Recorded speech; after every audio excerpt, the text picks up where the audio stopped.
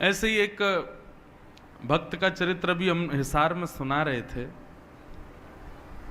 घाटम दास जी। उनका नाम पहले घाटम ही था, दास जी तो वो बाद में बने।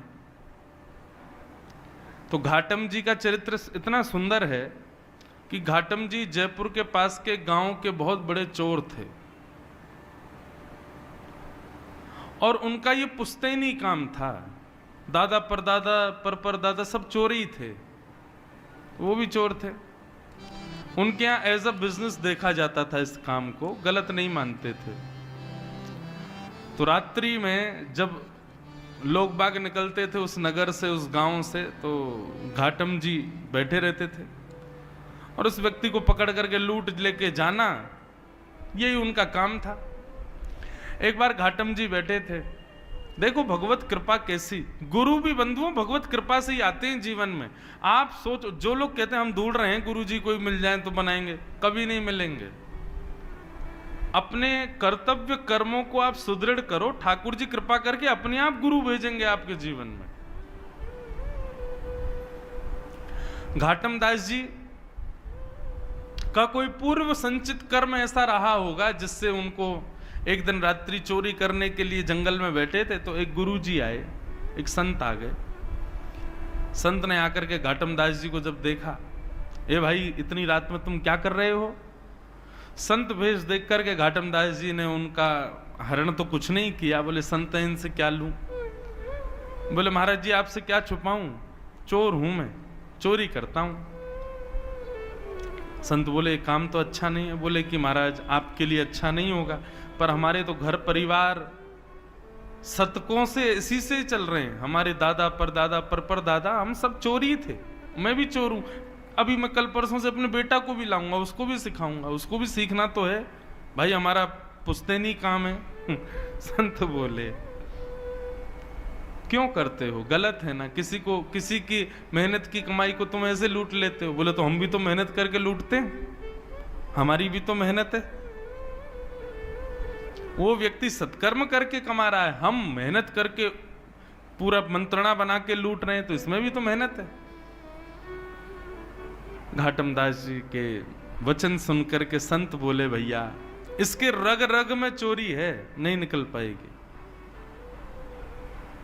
संत ने उनके चरणों में, घाटम दास जी ने चरणों में प्रणाम किया। बोले आप आज्ञा करो, यदि आपके मन में कोई भाव हो तो।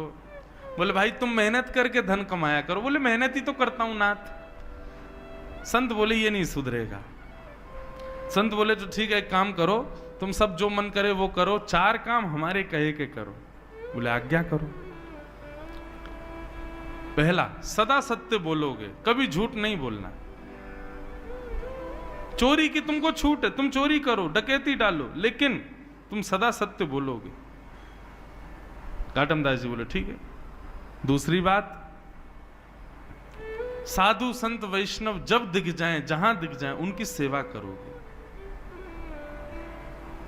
घाटम जी बोले जो आज्ञा।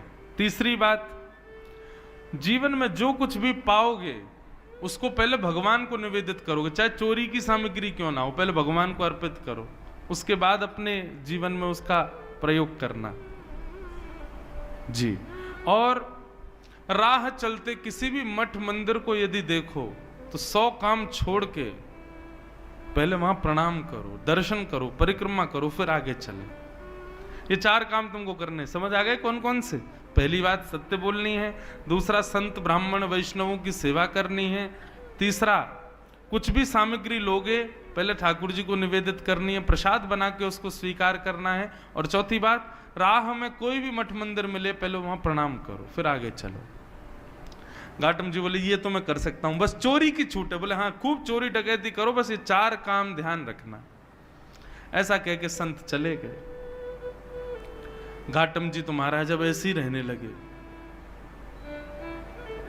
सत्य बोलते थे, संतों की सेवा करते थे, कोई भी चोरी करते पहले भगवान को देते, फिर अपने प्रयोग में लेते, और कहीं भी कोई मंदिर मिलता प्रणाम करते। गुरु के बताए मार्ग पर चल रहे थे तो चोरी में उनको और ज्यादा लाभ होने लग गया।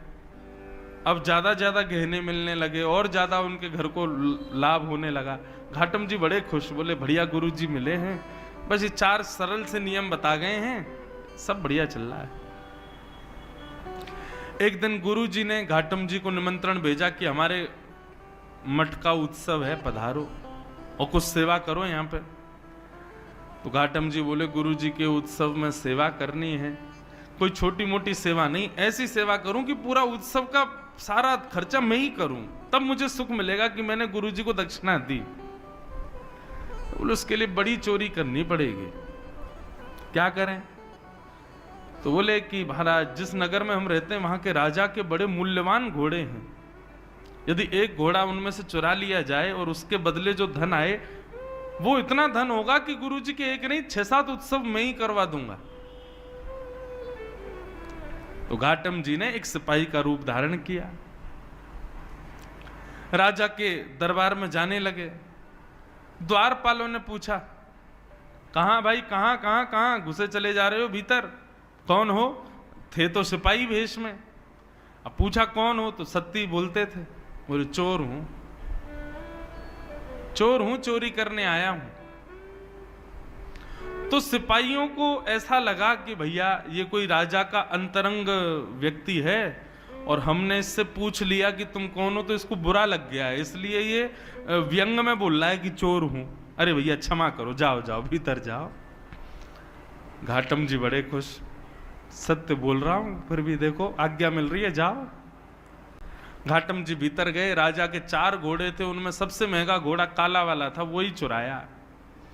उस पर बैठ करके और महाराज बाहर निकलने लगे तो सिपाहियों ने फिर पूछा, बोले ये तो राजा का घोड़ा, इसको लेके कहां जा रहे हो? बोले बताया था ना चोर हूं, चोरी करने आया हूं, घोड़ा चोरी करके ले जा रहा हूं, अपने घर बेच दूंगा इसको। सिपाहियों को फिर लगा, बोले अब तो कुछ ज्यादा ही बुरा मान गए लगते हैं ये, हैं? ये कोई राजा के कार्य से आया व्यक्ति है, हम बार बार इसको टोक देते हैं तो बेचारा बुरा मान जाता है, अपने आप को चोर बताता है। अरे भैया क्षमा करो, तुम जाओ जाओ ले जाओ। घाटम दास जी ले गए।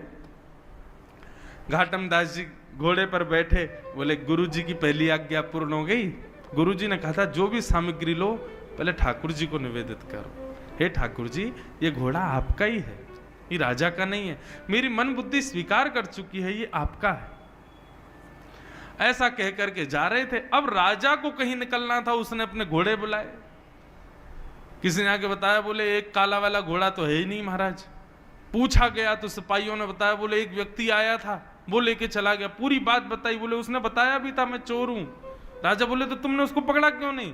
बोले हमको लगा इतना सत्य कौन बोलता है, वो बोल रहा था कि मैं चोर हूं, चोरी करने आया हूं, ला जाके बेच दूंगा, तो हमको लगा महाराज का कोई निजी सेवक है, बुरा मान गया इसलिए ऐसे बोल रहा है, इसलिए छोड़ दिया। जाओ पकड़ो, ज्यादा दूर नहीं गया होगा। सैनिक दौड़े पीछे।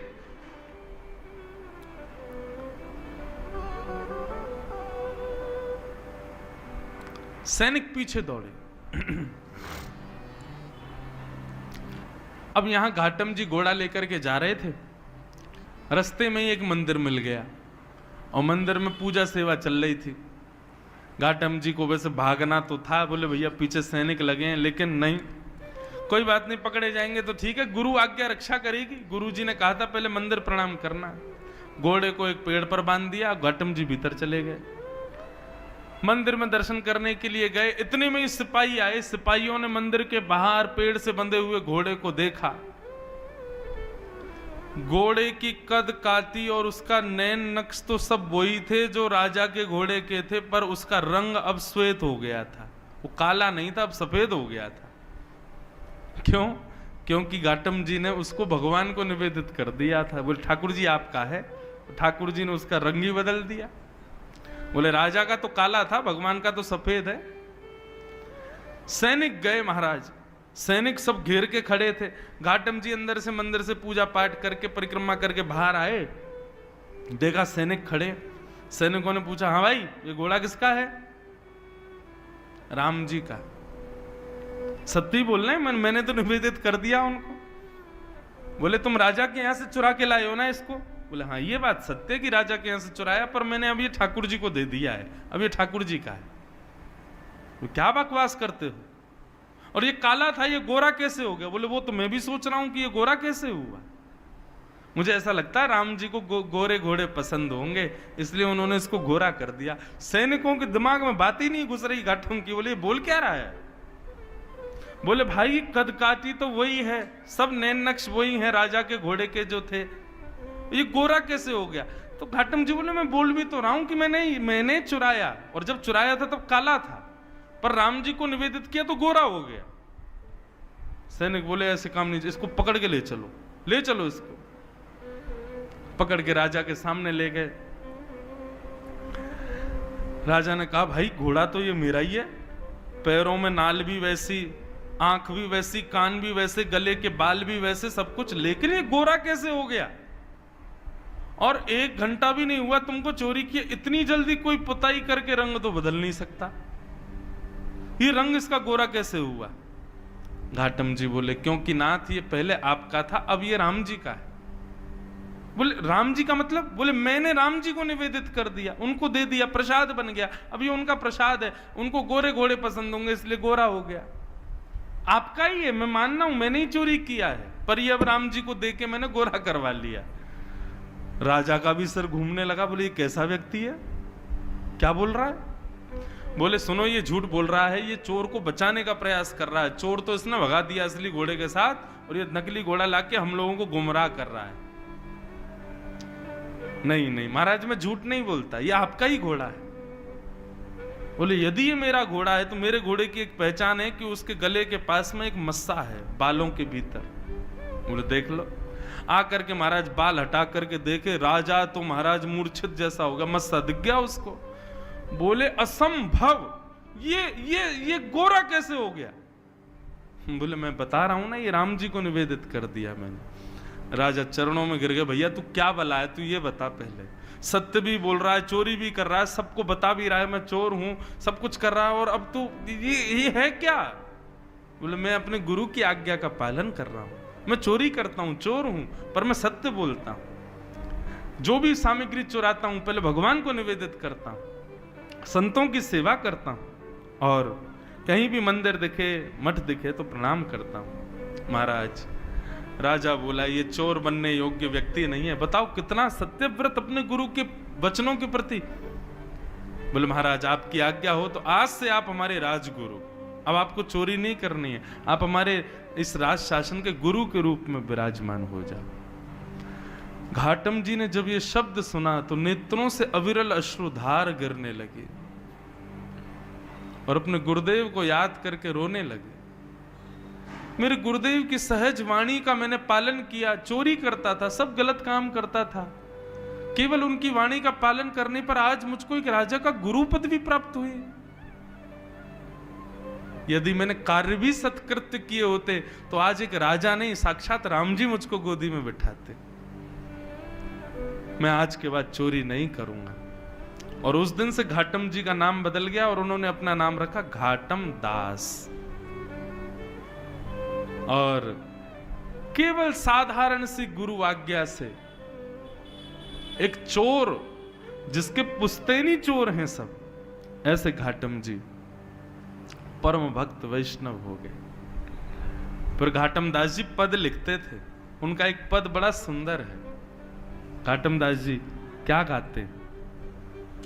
जे नर रसना नाम उचारे, जे नर रसना नाम उचारे। सब लोग ध्यान से सुनना, घाटम जी क्या कह रहे हैं? बोले जो व्यक्ति अपनी जीभ से भगवान का नाम गाता है उसका क्या होता है? केतक बात आप तरवे की, केतक बात आप तरवे की, कोटि पतित निस्तारे, कोटि पतित निस्तारे। जे नर रसना नाम उचारे, जे नर रसना नाम उचारे। घाटम दास जी कहते हैं यदि तुम सोच रहे हो कि तुम अपना कल्याण स्वयं कर लोगे, कभी नहीं कर पाओगे। जब तक तुम्हारी जिह्वा पर भगवान नाम नहीं आएगा तब तक तुम्हारा कल्याण नहीं हो पाएगा। इसलिए अपनी जिह्वा पर दुनिया भर की सामग्रियों को बैठा करके उसको सुशोभित मत करो। जीव तो तब सुशोभित होगी जब राम नाम इस पर विराजमान होगा।